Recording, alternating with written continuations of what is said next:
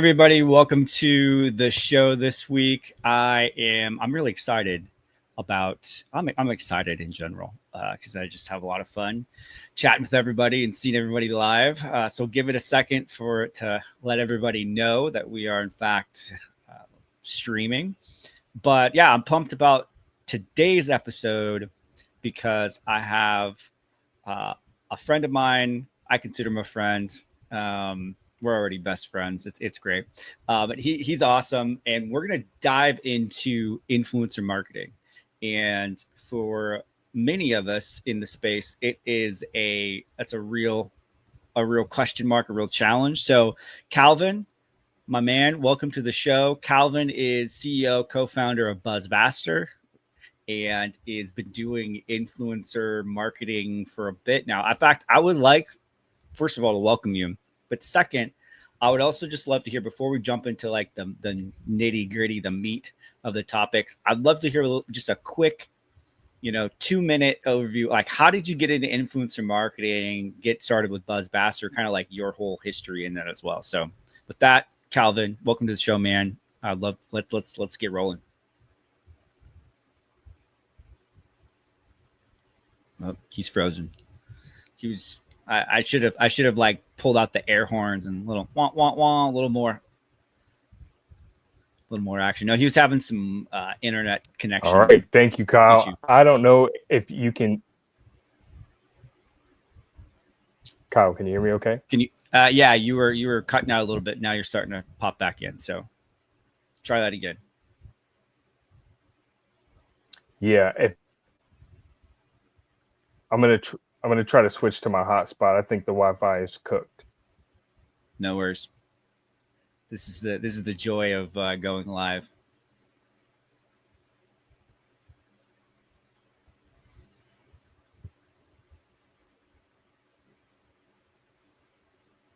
Please stand by for technical difficulties.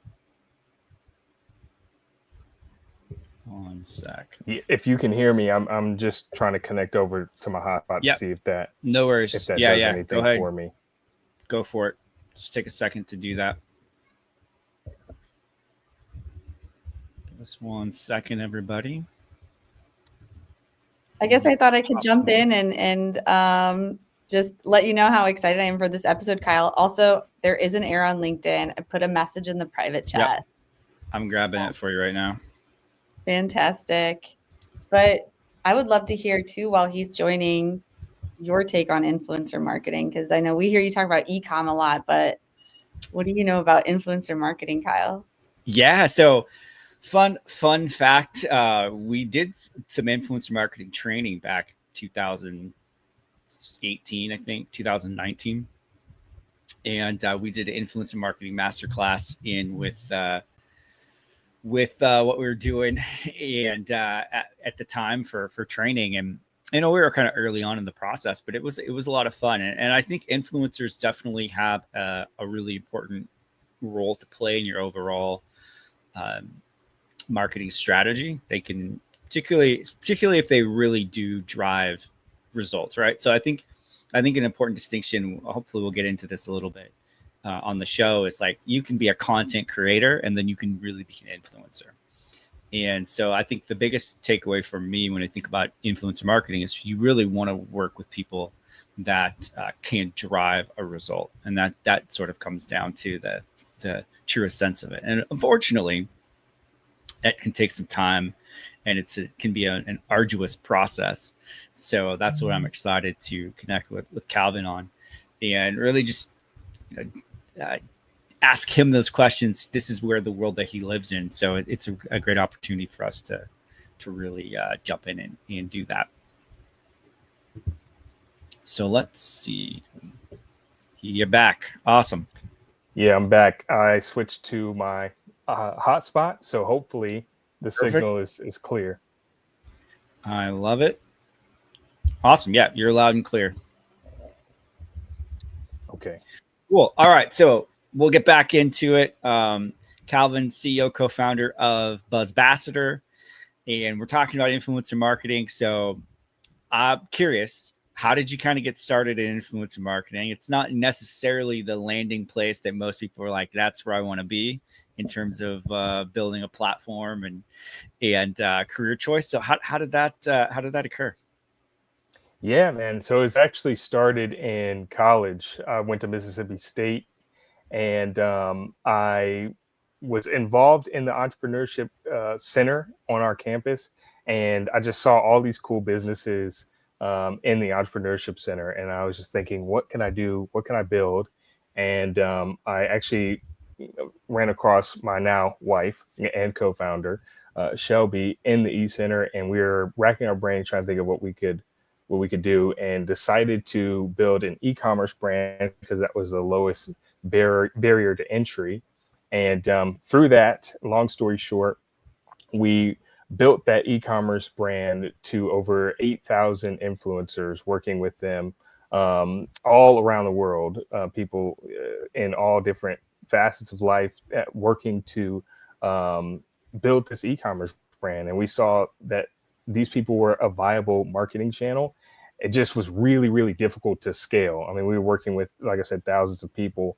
And through that, we ended up building software that we were using internally for that e-commerce business, but being connected to the e-center at Mississippi State, and also sort of being plugged into the Shopify ecosystem, I knew of other brand owners that were doing similar marketing strategies with influencers. And so we decided to kind of open up Buzzbassador, what's Buzzbassador today, for beta use, and got really great feedback from that. And out of that, saw that this was a viable business. And so we sort of shuttered our e-commerce brand and then moved into app development, working to help brands grow with influencer marketing at scale. Love that. No, that's super cool. So it was just kind of a little bit of a pivot story, right? Where it's like, hey, I'm doing this, and oh, this is actually working pretty cool. And we've really developed some cool systems. Let's actually make that what we offer to folks. So I love that. I think that's a story of many entrepreneurs, right? It's like you go down one path and you're like, oh wait, this makes tons more sense. So that's cool. Right. So influencer marketing, let's put it in a little bit of context. So let's talk macro, micro influencers. Those terms get thrown around quite a bit. What does the landscape look like today from your perspective? I know that you mentioned you've got like 500,000 influencers in your network, which is amazing. Like, break that down for us. Like, okay, if you're gonna like what's the difference between a micro and macro in your opinion, and like what is the best for a brand to go after? I'm sure you have input on like size of your brand and kind of what your goals are, but like break that down for us, because that gets talked about quite a bit.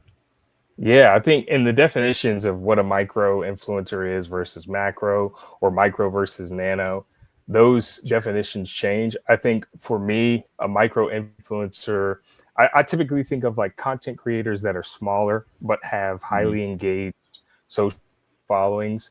They have friends and family following them. They're on the cusp of building this really great community. Their following ranges are typically between 1,000 to 10,000 followers is what we see, or excuse me, 1,000 to 50,000 followers for the micro influencers. And then for the macro influencers, these are people that we see have more established brand presence on social media.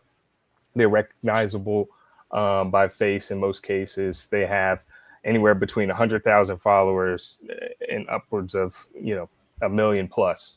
And so these are people that have an established presence online. They typically have lower engagement rates.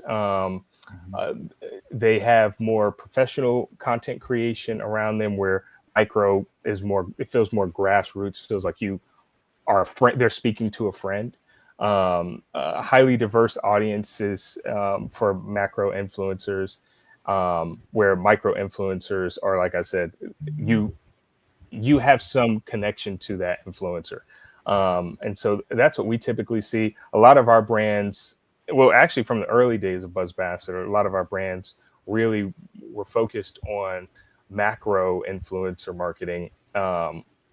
And we saw sort of a change as TikTok exploded and during COVID, and a lot of our brands switched to micro influencer marketing, and we adapted as a company, building more sort of features to service that market. And so I think the switch now is brands are really embracing micro influencers and trying to bring them into their strategies more than ever now. Yeah, that makes a ton of sense. So is that, how do you kind of see it right now in 2025, right? If you were like, where are you seeing brands? Are you really seeing that can pivot to micro still be the norm, or is it balancing out to some effect? I think we really see brands leaning heavily into micro influencers, and macro influencers still have their place. I don't want to confuse Sure. anybody. They still have their place, especially around those tentpole moments. We have brands who are, going from D2C and now, being picked up by large big box retailers. And so you'll see brands start to use macro influencers there.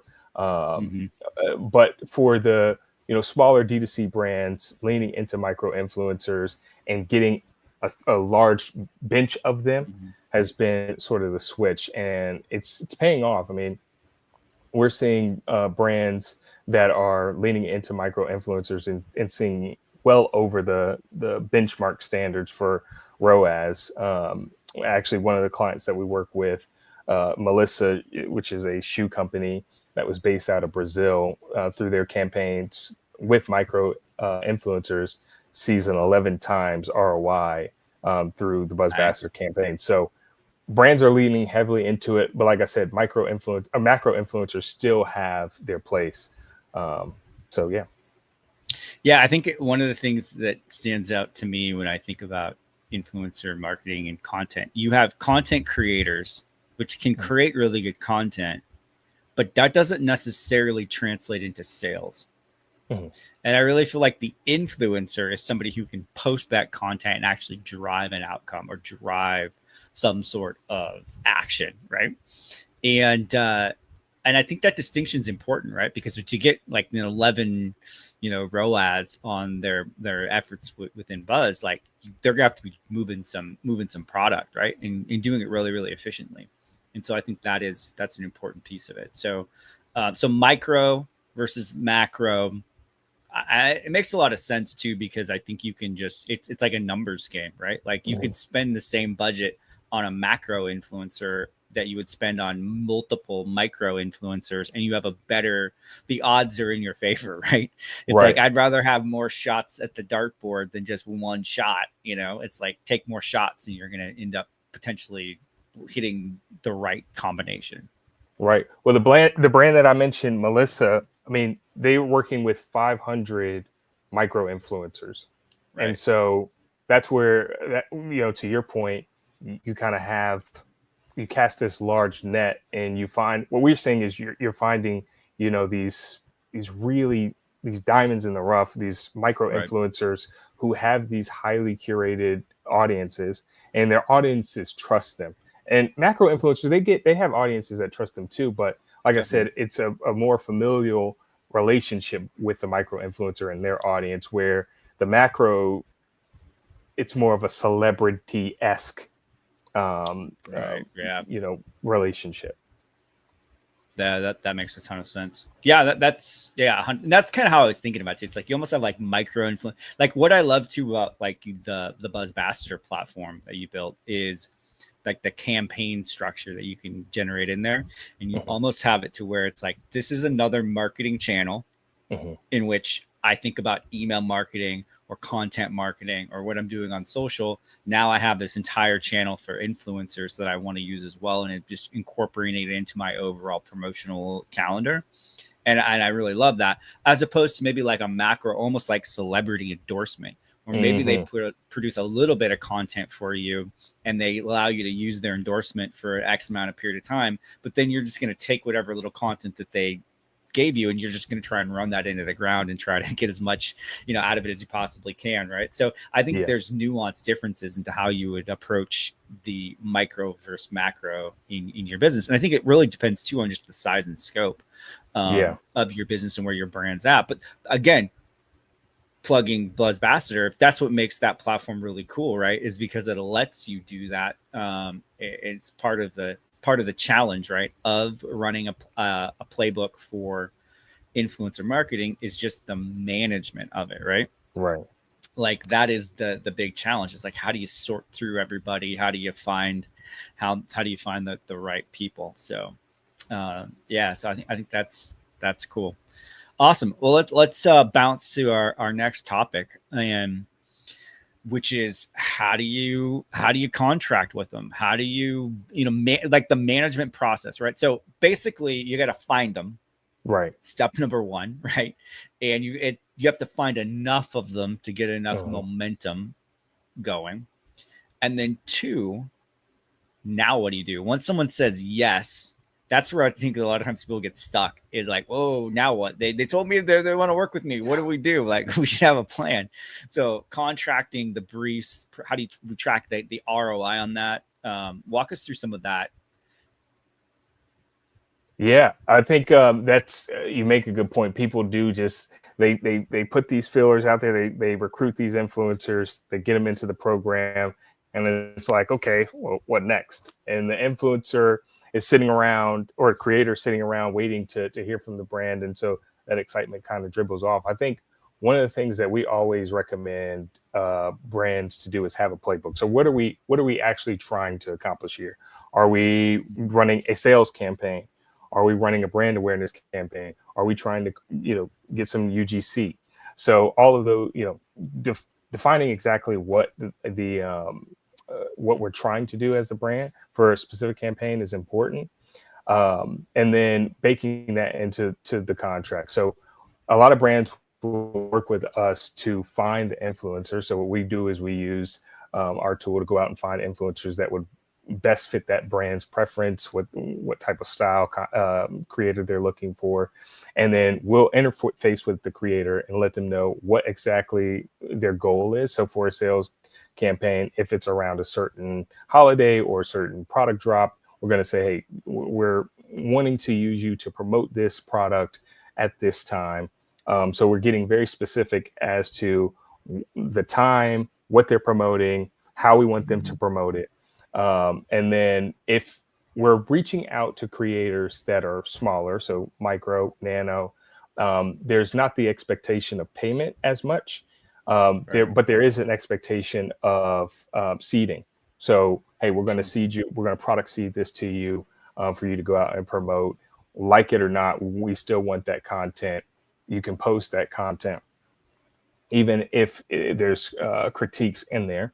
And for the macro influencers, that's a little different sell. They're typically going to be paid for promotion, and so we'll get rates. But then we're also creating inside Buzzbassador the ability for these creators that are on the micro side to earn reward. So we're going to say, hey, look, if you post this, we're going to, and you follow these campaign guidelines, we're going to also give you the ability to earn rewards on this post. So you're setting all of those things up and allowing the creator to know that up front. And then they know the deliverables, they've got the deliverables in their hand. And then once we schedule those campaigns, they get immediately notified. They know exactly when to post, how to post, what type of content we're looking for, and then what the reward is. I love that. It's cool you mentioned that. It makes me feel good that I'm on the right track, because I just had this conversation with one of my team members, and we built this incentive program for creators on TikTok, where it's like we're usually going after micros, but if they hit certain sales GMV, then we're going to incentivize them cash, maybe even in addition to like whatever commission structure that we would coordinate with them. We're giving them cash incentive prizes, or free product or something like that as well. So I think that's a really smart way to keep everybody engaged. We recommend brands to do that. In our campaign builder, you can build a few different campaigns. The sales goal campaign you want to give them bonuses for reaching certain sales goals. So like you said, if you reach $100 in sales this month, we're going to give you a bonus on top of your commissions that you're already generating. So it gamifies the campaign for the influencer and gives them something to look forward to. And then we'll have brands that stack campaigns, right? So it's like, if you do this campaign, if you complete this campaign, we're going to move you to another campaign which has better incentives. And so we see that. That's smart. Yeah, working really well. That's smart. I'm gonna you want to turn it into like the Duolingo of influencer marketing. Yeah. Like, I don't know if you ever use that app, man. It's super addictive, and they're constantly like, "Hey, you need to do your things." Now you're trying to change your level to your league and win that, and do all these different things. So no, it's cool. I do think that's one of the biggest mistakes that I've made, and I've seen other brands make when trying to do influencer marketing. It's just kind of like free for all. And you eventually get there. Like, if you're consistently going after it and trying to build the program, even if it's a free for all, like over time, given enough of time horizon, you're going to find some winners, right? But why not systematically shorten that time frame down significantly by being intentional with it, right? And I think that you have to treat it like another customer base. You have to think about it like, how do we incentivize them? How do we make it so where it's engaging for them? Because if not, out of sight, out of mind, essentially, right? And you're not the only brand that these influencer content creators are working with, so that becomes an issue. That's the key. You're not, and we're seeing brand or creators working with 3, 4, 5 brands at a time, and so you do want to treat them like I like how you said it, like your customer, or like a team member, right? It's just how many like a team or VIP. Think of them as like a VIP segment of your customer base. Like, how would you treat your VIP customers? That's how you want to think about your influencers and content creators. Exactly. Yeah. And I've seen brands miss it on that too. And they're like, yeah, we just ignore them. I'm like, no, that's not how you're gonna build. You can't ignore, because then that, like I said, people, they think you can set it and forget it, and that's not this type of marketing. Now, Buzzbassador does try to automate as much as the process as possible, but you do want to nurture your influencers. And so what we'll see is a lot of brands will use Klaviyo in conjunction with their campaigns. And so you're nurturing them prior to the campaign start. You're giving them, you're showing them the success that other people are having, or content ideas that other people are posting about. Smart. And you're trying to nurture them through, because a lot of these micro creators, this can be their first brand that they're working with. And so you may have to nudge them along a little bit and provide them the resources and assets that they need. And you don't want you don't want your brand to have a bad rep among the creator community, because these people do talk. Because they're going to talk. Yeah, for sure. Yeah. These people do talk, and it's a TikTok video away, right? We're seeing stories where brands are being outed on TikTok for treating influencers bad or whatever, and you just don't want that associated with your brand. So you want to treat them, like you said, like that VIP customer. For sure. I think that's super smart. A question around just in your experience, what is sort of the, I guess, tipping point number on average of, say, micro nano influencers that a brand needs to really develop and have before they really start to see traction? I mean, obviously a greater number than 1 or 2, right? But like, where do you think that kind of falls within your experience? Yeah, I think, well, to be honest, we have seen brands that have been able to strike gold with 10 to 15 micro influencers, and these people just have really dialed in audiences and are able to sell really quickly. But we typically see that be a couple hundred creators, mainly in the micro, but then also, adding some macro in there, especially, like I said, around those tentpole moments. And so the brand that I mentioned, Melissa, that we've got them to 500 creators, but we really started to see them be successful at about 100. That makes sense. Yeah, perfect. Awesome. Well, let's hit our next topic. This is a good one. Trends. All right. So what's happening? Like, walk us through sort of the whole affiliate link. Like, tracking is important. Yeah. Paid collabs versus, we talked about free products or incentives, and then the ambassador program sort of approach, or pods, and how that is all playing out. Like, there's a lot of this stuff I'm seeing with other brands as well. So walk me through some of what you're seeing from just a trend, and then I have some Q&A questions as well that I've been working on putting together. Yeah, well, so for starters, affiliate links are super important, like you mentioned. And with Buzzbassador, we first started out with just giving affiliates codes, which was obviously way backwards. And over the past years, we've built out our UTM links tracking system. And you want those because they're foolproof, right? Like if you have a sales event, you don't want codes to fall off. You want to be able to track those events. You want to see where that traffic is coming from. So brands are really starting to pay attention to those UTM parameters. And so giving affiliates those links, allowing them to also to be able to track on their side is really important. We're seeing a lot of these creators have accounts with LTK. So they're having their storefront, they're having their links on top of that as well. So they're being able to promote both. And so we're seeing those trends. Something that Buzzbassador is looking into as well is how do we give creators storefronts. But yeah, I think affiliate links are super important, especially for UTM tracking. And where, like I mentioned earlier, a lot of brands are having problems. You have these brands that have site-wide sales. And so you'll get a influencer that's going out and promoting their code. So my code's Calvin 15 for brand X. And if brand X is running a site-wide sale and a customer tries to use my code at checkout, it may fall off, or they may forget, or that code may not be available. So in those cases, using affiliate links that have very strong UTM parameters is super important.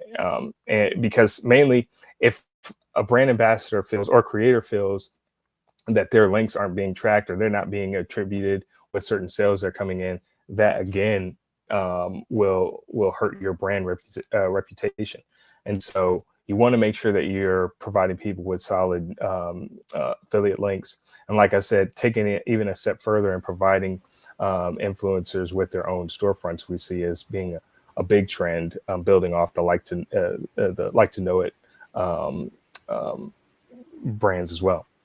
Yeah, I love that. And it goes back to your point about sort of moving influencers into different tiered programs, right? So if you start out and you have a little bit of momentum, hey, we want to move you into this program where we give you better incentives, but we'll also give you your own landing page and kind of elevate you as an influencer, because there's some vanity involved when you're a content creator, for sure. So if you get your own page on this brand's website, I mean, the psychology of it is like, hey, yeah, of course I want to point more people to it, let people know, because I got my own page. It's like the things that I picked out from this brand that they don't want me to promote for them. So I think that there's some really cool psychology that's sort of layered into that if you position it well. Exactly. And then I know one of the points too is on the pods. We see that as being a really, really good thing to focus on. These influencer pods, and we like to call them communities, right? We're seeing a brands building communities on Slack or Discord, again, treating people like VIP customers, bringing them into these communities, showcasing wins. So screaming to the mountains when somebody is doing really great, offering support when somebody isn't. It goes back to the touch point, right? Brands are setting it and forgetting it, and that's not what we want to do. We want to really treat this as a viable marketing strategy or marketing channel. And so to do that, you've got to fan those flames, and keeping people engaged in those pods are really important. And like I said, we're seeing people really leaning into the Slack or Heartbeat, if you're familiar with that, and providing these creators with community. And you'll see that influencers or creators start talking to each other and giving each other tips and tricks. And so it's really cool to see. No, that's super cool. I love that.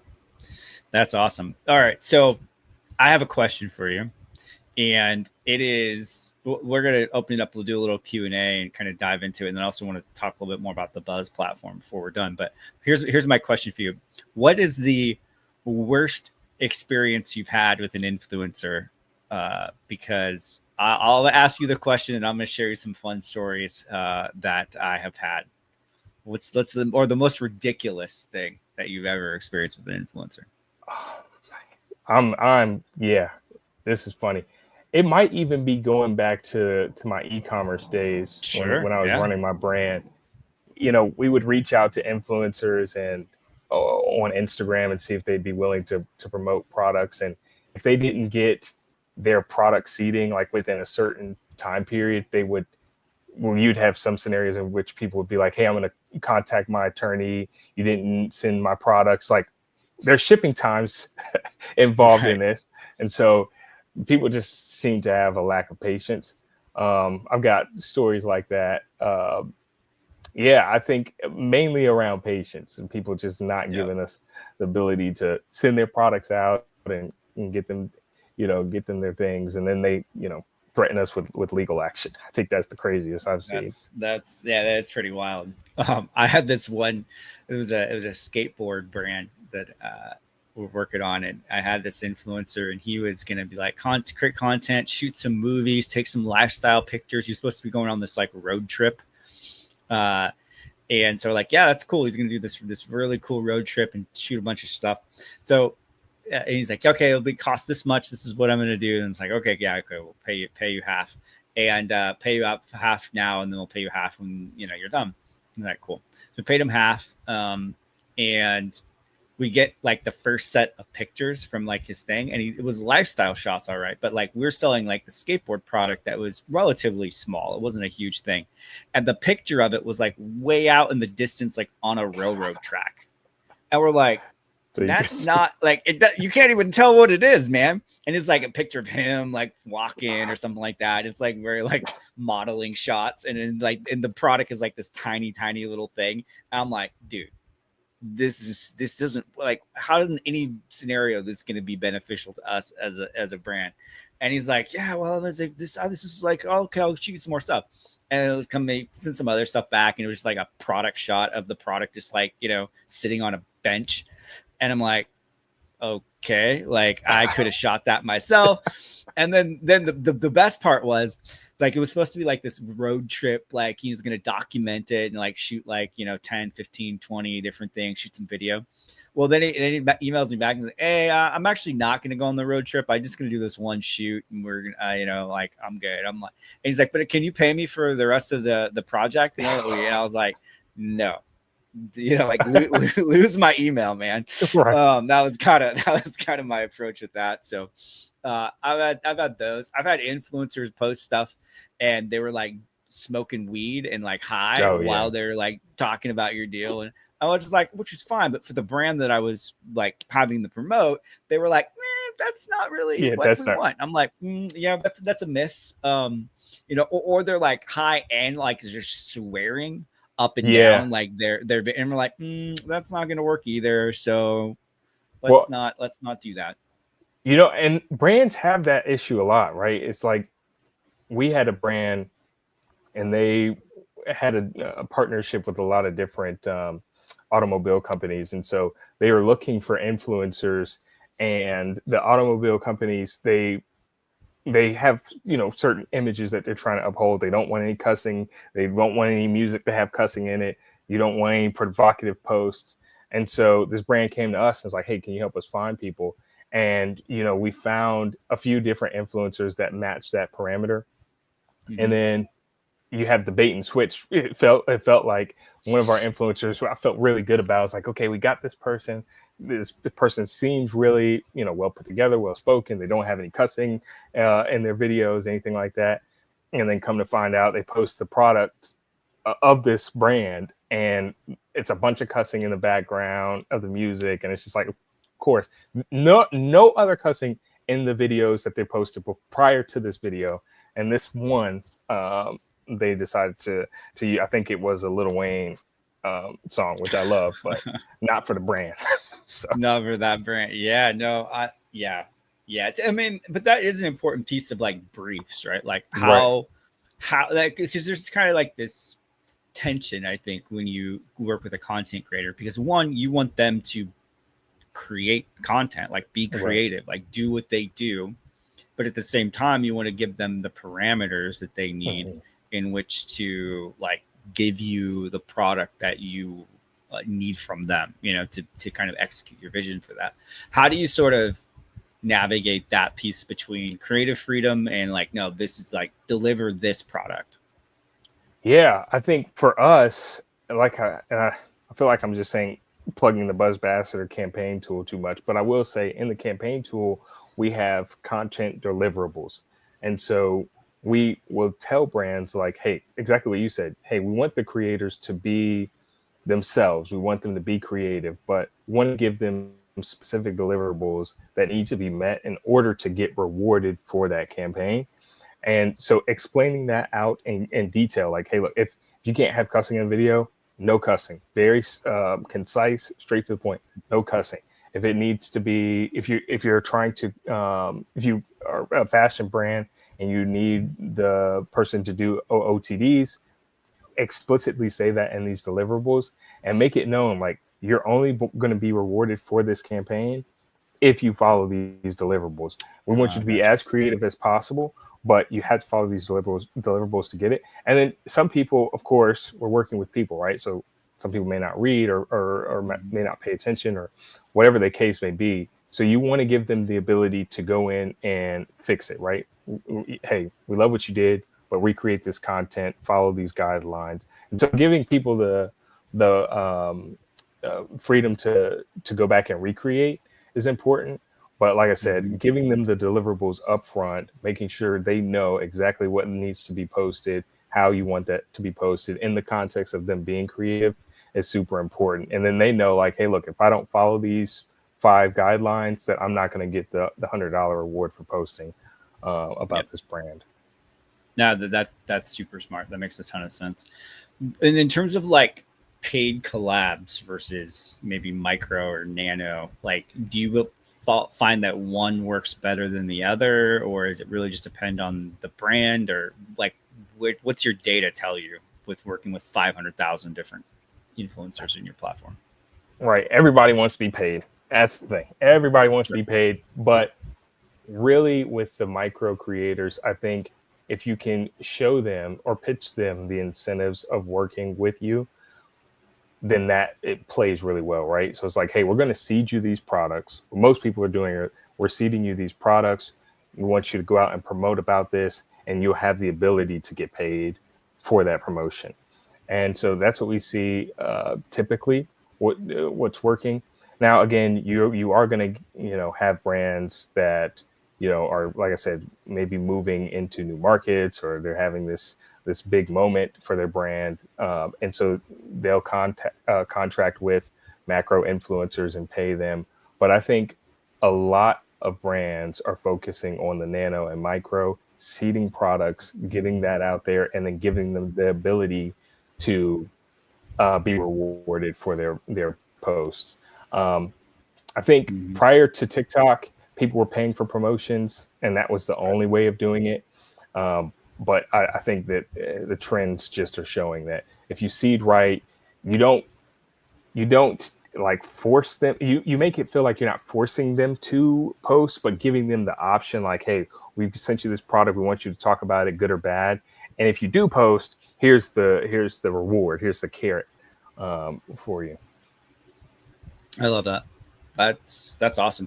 What is one thing what's the best advice you could give a brand or a business that's interested in influencer marketing to like help them really just like start well? I think really focusing in on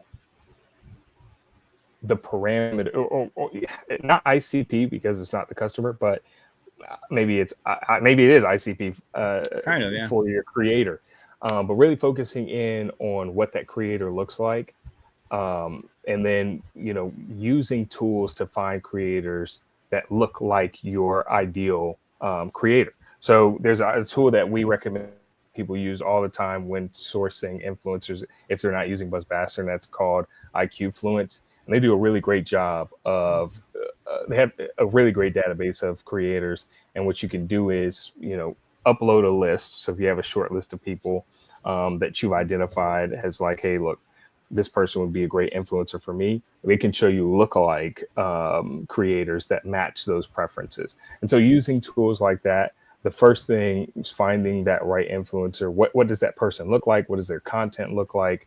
Do they fit your brand persona?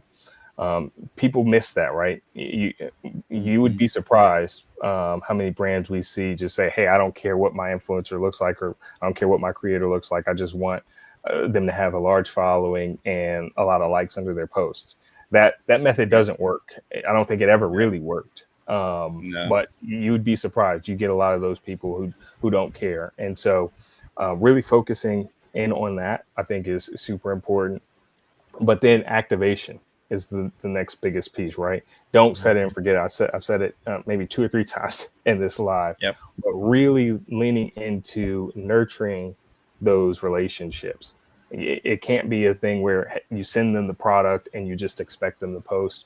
You want to nurture them. Send them, ideal post scenarios. Send them people that have done it for you in the past.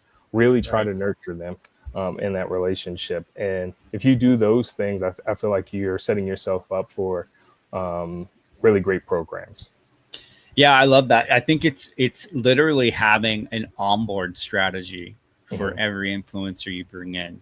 And whether or not, like, when I've kind of designed these in the past as well. And one of the things is, like, first you have sort of like this almost like gatekeeper tier where it's like everyone has to go through like the first like level and like execute. And if they make it and they're like, yeah, they do what they said they're going to do and everything's good, then you can kind of like move them along into some other stuff. But there's that activation piece of it, clearly articulating what the requirements look like.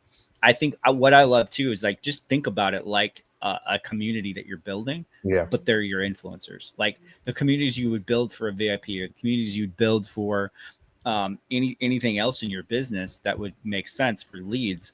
Think of it like lead nurture, right? Yeah, exactly. And if you have that same mindset as lead nurture for your influencers, I think you're going to have a much better result and a faster result than you would if you're just like, let it go, do whatever. And yeah, that was my probably one of my bigger takeaways from just kind of seeing what you do, because I've worked with you in the past on some client stuff as well. It's like just seeing your approach, right, was like, hey, let's dive into the Klaviyo flows and like let's set up the onboard. Like it was very thoughtful, right? And I was like, I see what you're doing. Like you're like onboarding them as a process, and there's really sort of this methodology to it, which just increases the likelihood that they're gonna like engage and do that.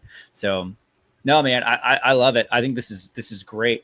Is there any other piece of advice that you're like, this is one of the biggest takeaways I've had with influencer marketing in, say, the last 6 months? I'll say this, and brands don't really love to hear it as much, but building an influencer program or creator program, it's tough and it takes time, right? Some people are, if you're coming from ads background, paid media backgrounds, like you test winners really quickly and you can identify a winner and then start scaling. And in some cases, you may see that. You may be able to find an influencer that is great and you make a whole bunch of money off that influencer, right? But that's not the case for most people. Most people, it does take time. And like I said, we're working with Melissa. We've been working with them for a year, but it took them time to build up that list, of 100 creators and really nurture those creators. And so it takes time, and some people aren't in the position to spend the time necessary to do that. And so you could contract a team, or you can work with a platform like Buzzbassador or whatever, but just know that it does take time. It's not to use like this term, it's not a get rich quick sort of marketing channel. This is a channel that takes dedication, and if you do the right things and you build the right strategies, it works. And so what I like to tell people, even when I'm pitching them on sales calls, it's like, hey, look, this is going to take some time, and it takes time for all of our clients. But, you know, if you stay with it, it can be really successful. Yeah, I love that. I think for me, influencer marketing is very similar to like content marketing or some of the stuff you do with like SEO or AI optimization. It takes this consistency over time, and you get a long tail payoff, right? It's about not the quick winning results, although you can get quick results like you mentioned, but it's your consistency of how well you execute it and how like committed you are to the process that then sort of pays out in the long run. And there's actually like very few marketing channels that actually do that. I think like you can do it with email marketing over time. Right. Like you can really maximize that. You can do it with like content SEO and some of that stuff there. And then I think you can do it with influencer marketing. Everything else is going, I mean, you optimize paid strategy and stuff like that, but you turn off the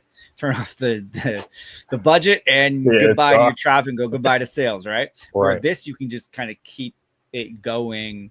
It takes on a little bit of life of itself. And also the other thing I like about it is sort of the halo effect that you get from influencers or content creators just talking about your brand and your products on social platforms, right? Like they may not immediately generate a sale, but there is this sort of building of momentum that then you hit this tipping point where now your branded search traffic is higher and your ads actually work better because you have more visibility, more awareness of that product. And that just takes time to do. But I think that there's a powerful net benefit for that. So awesome, man. Well, this has been great. I want to spend just a last couple of minutes talking about a little bit more. We referenced Buzzbassador. You know, that's the platform you created. Just give me like a, brief high level. This is what it does. This is how it helps brands in case anyone's interested in checking it out.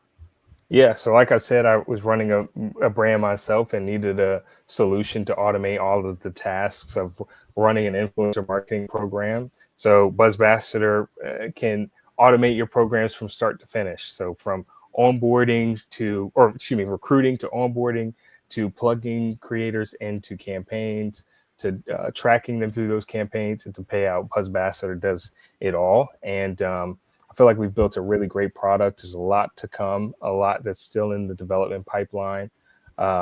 We also offer a lot of services. So if you feel like you need an extension of your team, our growth experts and account managers do really well at some of the things that we talked about, like setting up Klaviyo flows to nurture influencers, building those influencer pods or communities through Slack and Heartbeat and communities like that. And so we're here to help. And so if you would like to reach us, our website is buzzbassador.com.